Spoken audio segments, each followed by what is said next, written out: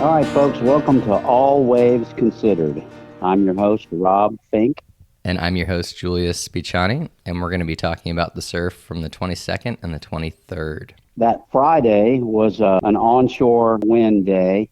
The winds laid down in the afternoon, and the surf got really fun. Mm-hmm. Some folks chose to go to the outside. A handful of us stayed on the inside at the pier, caught fun waves.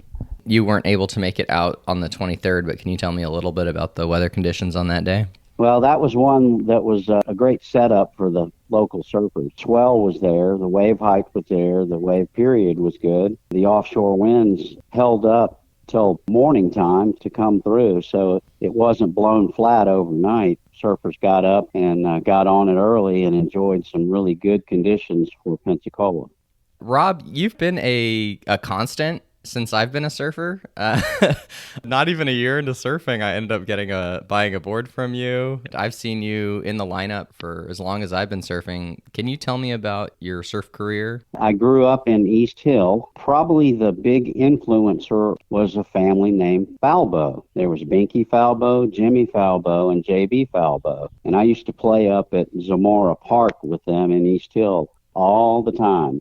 Well, they got involved in surfing, and that kind of became the magnet that got me involved. And I also had a good buddy named Leo Pullman, whose older brother, John, was a surfer. He'd take us out to the beach every so often, and we'd get on his longboards, just cruise and have fun. Well, that's where the seed was planted for me. Mm-hmm. Bought my first surfboard at about age 12. My mom or dad would run me to the beach on days when we could all get away. Started surfing. And then by the time I was driving, at age 16, I would go when there was surf. That's kind of how it started. Mm-hmm. I surfed for two surf teams. One was the Joe Buck surf team. That was Joe Buck Surf Shop, was a shop run by Dave Skelton when I got involved with the team. Mm-hmm. Dave pulled me on his team, and we had a great couple years together. And then I jumped over to Interlight surf team with Yancey for a while. I actually got to work in his surfboard factory. I learned how to laminate surfboard and install fins. No kidding. I didn't know that part of your life. Yeah, and Ricky Bullock was the head shaper there. Oh my and God. He taught me everything I know about, laminating surfboards and dealing with fins and the like. I never got involved with shaping, but I was happy to work for Yancey, and it was just a cool job, and I did that while I was in college. Mm-hmm. Can you tell me about what kept you in surfing? What keeps you surfing? Something about the experience itself? What got me hooked on surfing is just the thrill of riding the wave, and and the challenge of adapting to the conditions of the day. And of course, if you're a Pensacola surfer, Gulf Coast surfer, you have to do a lot of adapting. Mm-hmm. Depending on the swell, depending on the conditions that come with it, and you almost have to be religious about your surfing commitment if you want to get good at it and stay good at it. Mm-hmm. I surfed here, like I said, my teen years through college. I went to PJC and UWF, and then I joined the Navy, and I went off in the Navy and served 30 years, and surfed around the world, a lot of different places. In August of 2012, I retired after those 30 years and came back to my hometown, Pensacola, and continued surfing. I don't surf as much as I want to, but I do get out quite often now that I'm fully retired. Mm-hmm. That's kind of the elevator interview on my surfing involvement. But it's all about stoke, and just it's a healthy sport. Mm-hmm.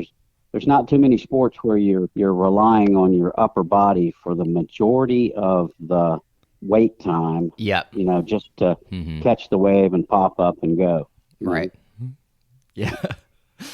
Yeah, sometimes I have to explain to people surfing is mostly paddling. They should call it paddling with occasional surfing. Yeah, exactly.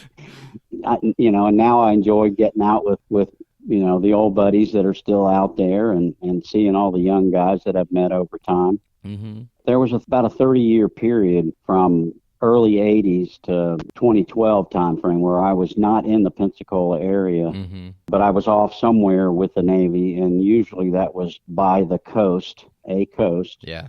And I got to surf some awesome waves around the world. What are some of the most memorable waves that you've surfed? Well, I thought about that. I was hoping it would become a question. But the most unique place that I surfed, and the waves were really good, was at the eastern base of the Rock of Gibraltar. Oh my God! And No kidding. yeah, it's called the beach was Eastern Beach. You're surfing in the Mediterranean, but you've got this massive Rock of Gibraltar in your grill. You're just right up on the rock face edge. Of course, go out to the Mecca of surfing, the island of Oahu, in the state of Hawaii, and I surfed all around the island when I was stationed out there with the Navy. Always good waves, always. You could always find good surf. And so it sounds like you had a 30-year hiatus from the local community. What was it like coming back and being able to surf with friends that you hadn't seen or at least hadn't maybe surfed with for 30 years? What was that like? It was kind of a two sides of the coin. One, I was kind of surprised that as many surfers as I remember and had surfed with over time just kind of phased out of surfing, I guess maybe due to finding other pleasures, other than surfing. Because again, if you're going to surf in Pensacola, you got to be devoted to go when the waves are here. Come to find out, some of the old guard that I grew up with, and that we were admiring all the older surfers ahead of us, that there was quite a few guys that I can remember being in the lineup with in high school and college. And hey, they were still there. Yeah. Who are we talking about? Of course, Mike Hayes, Brian Malone, John Green, Brad Peterman, Mike Stevens. I hate naming names because I'm going to leave off some. Oh, you didn't mention me. That's funny. Well, all your friends. Older guys, and you can recognize them in the water. They're the ones that are squinting because they can't see like they used to. They're the ones that are bald-headed, and got some kind of hat cover going on. Or they're all gray, and crusty looking. So, okay. We're all having fun. Yeah. I have a question. How do you navigate? So you have this old guard who I'm assuming your guys' relationships are pretty stable, and when you guys cut each other off, you guys probably pretty smooth over. How do you deal with like new surfers coming in? Like, what was it? I think it was the day. Yeah, it was the day I surfed with you. I was paddling towards the lineup. I think I was talking to someone. I was being oblivious, and I paddled right in front of Mike Hayes, right as he was about to catch a wave. Oh, yes. And then well, you heard how it got funny real quick. Man, he timed that one just perfect to get in your way, Mike, But yeah, it's amongst friends, it's all, okay, you owe me one. That was fun. Ha ha, against, if it happens with somebody, let's say they're a young surfer, and you can spot them a mile away, but you want to, give them a little coaching and a little, little advice on how to avoid conflict in the water. Yeah, and what is that? How would you describe that? How do we avoid conflict in the water? You mentioned the coaching. I like that. I like to use the term coaching because you can go up to somebody and tell them, hey, slide up on your surfboard a little bit more. You're paddling with, the nose way out of the water, and you're not going to catch waves that way. Or, hey, that was a good wave, but I don't want to ride behind you anymore. Don't cut me off again, kind of thing. Yeah. And give them some of the protocols and wave etiquette and like, they may not even know it. They're just out there trying to have fun and catch waves. It's not a, hey, it's all about me kind of thing when you go out into a crowded surf spot. I try to be nice about it. And if somebody needs a little more stern, coaching, I'll switch on the military gear and switch over to that mode and tell them, hey, look, you're not going to make friends out here doing stuff like that. Yeah. You probably have some ideas of things that you want to talk about. What are some things that you'd like to express, or maybe stories that you have that you'd like to talk about? We talked a little bit about the old guard and the bay down at Pensacola Point. Yeah, there were some premier years for me And that was all the way up to 1979. The thing that changed the point in the bay was Hurricane Frederick. It came through in September of 1979. That's that's kind of a banner year that put a hurt on the point, because it pushed a lot of sand out into the channel and formed a shoal on the eastern side of the channel. And that prevented the wave from wrapping around and coming into the point and breaking like a classic point break, anywhere around the world. When the waves were good, it was great. The wave would make its final turn as it came into the channel and make a turn back from traveling south to north, wrapping in, and it was almost a north to south break as far as wave movement in the bay. And there were some, oh my gosh, it was a crazy, beautiful wave. It was fun, and it could get real hollow real easy because the bar and the channel were just side by side. The the wave came out of deep water, hit the sandbar, and just threw out, big round tubes and very hollow sections. So it was an epic wave. Go ahead. But that was the kind of the time frame for me when the point in the bay, got damaged, and it really, to me, again, was 1979 to today. That's a lot of years. Yeah. One of the things that happened during that time frame was the Navy used to have a flight training carrier for the jets that would go through their flight training, and they had to do carrier qualifications. Yep. The Lexington was here for a long time, and then the Forstall was here for a period of time. Well, when the Navy made the decision to remove the aircraft carriers from the fleet, Pensacola lost that footprint, but it also lost what I believe was the frequent and close period dredging of the pass and all the shoals associated with keeping that pass open, so the carrier could come and go. Talking about the point in the bay, long ago, it was a hot spot. I'm telling you, it was really. I keep hearing stories about it. Good. Oh. And ask some of the old guys. They have photos of the bay and the point breaking and the like. And I sent you that. I didn't actually find the clip, but in the movie Jaws 2 that was filmed here back in 1978, so a year prior to Frederick hitting down here, there's a beach scene in the backdrop of the beach scene where all the characters are doing their acting. You see the point breaking, and it's corduroy lines wrapping around the point breaking. Just beautiful, But I tried to show you or get you that to go looking at that. It's out there. I've seen the clip. And was that? I think you sent me a picture of Mark Fu. At Waimea Bay, I think. Is that one that you just sent me? Yeah, I sent you that clip because you asked about a name, a local Mark Fu, and I turned you on to maybe talking to Tom Hudson was. That would be cool. The much better source, because Mark was just another guy in the lineup.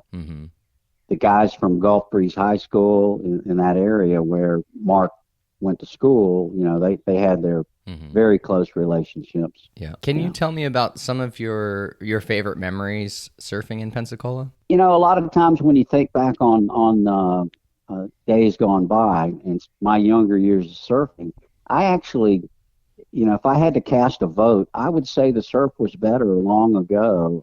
Back in the 70s and early 80s. At least that's what I recall. We had more frontal passages come through that had a very distinct pattern. You'd have 2 to 3 days of heavy onshore flow. The surf would get really big, and then you'd have your offshore day where the winds would turn, clean up the waves, and it would be big and offshore. Yeah. Now when I go out to the beach see some of these offshore days, the surf is not near as big as what I remember. Yeah. But again, my memory could be clouded by the pleasantries I want to remember versus all the days that we went without surf, and Yeah. things Right. like that. Mm-hmm. But yeah, That's funny. Yeah, you're but like, I that's what think it's that's better, but I'm not sure if memory well, serves. but in the other though is back then, I was not tied up with a life, and I wasn't married, and I wasn't a father, Mm-hmm. and and the like, doing other things. I was devoted to going surfing. Yeah. That's kind of what I remember. But as younger folks progress into their life, surf time becomes a premium, and Mm-hmm. catching premium waves when when you can't just pack up and go is sometimes hard to do. Yeah. Mm-hmm.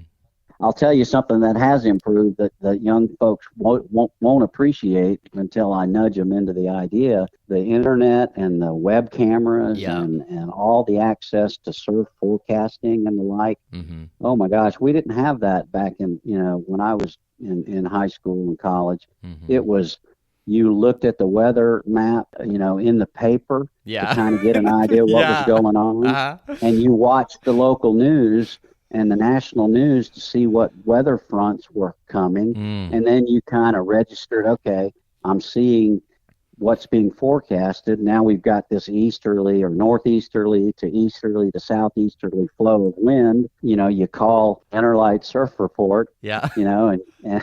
and listen to Yancey tell you how big the surf is, and and you gamble on whether it's good to go and drive out and go. Mm. Now you can see, you Yeah. sit at home at your desk and go, okay, I'm looking at it. I don't see the draw Yeah. to get me out there today. But Mm-hmm. I was talking about favorite memory surfing. I'm curious if you have any memories of one wave. Do you have memories of a wave that stuck in your head? does it have to be Pensacola? It sure doesn't. Okay.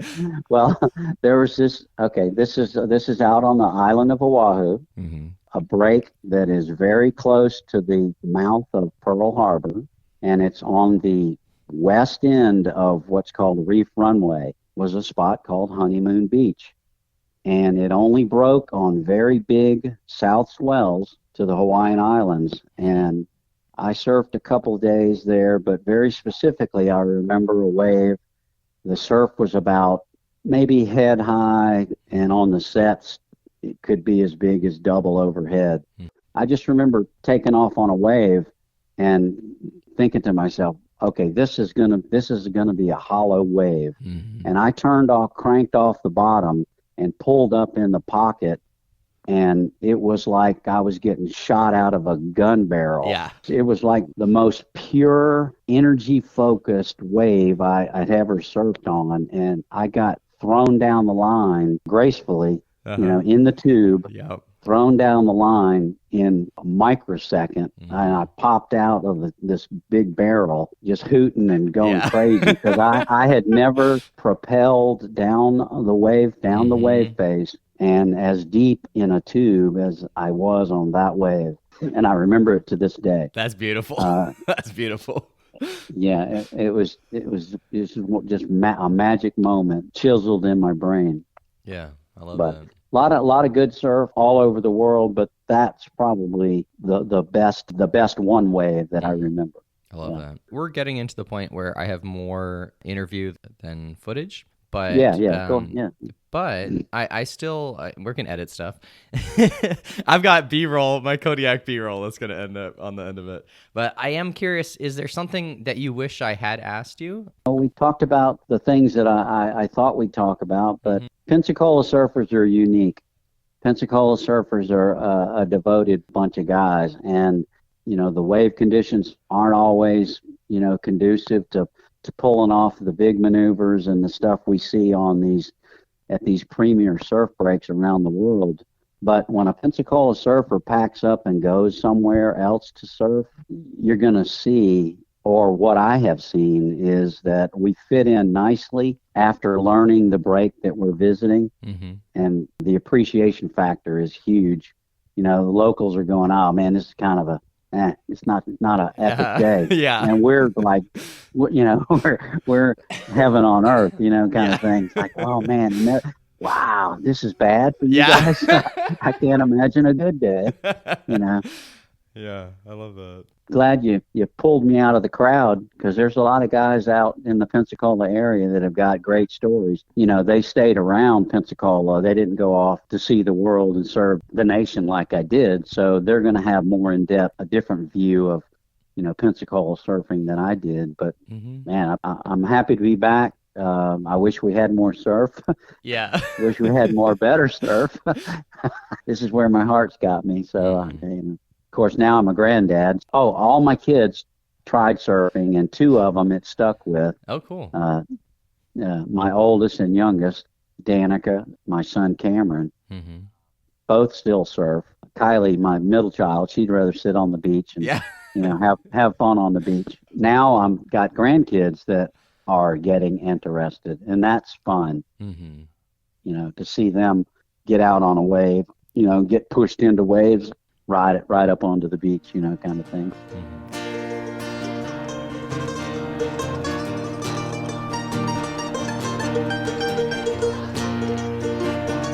All right, folks, thanks for watching All Waves Considered. I'm your host, Rob Fink. I wish you a great day of surfing, and a hearty goodbye.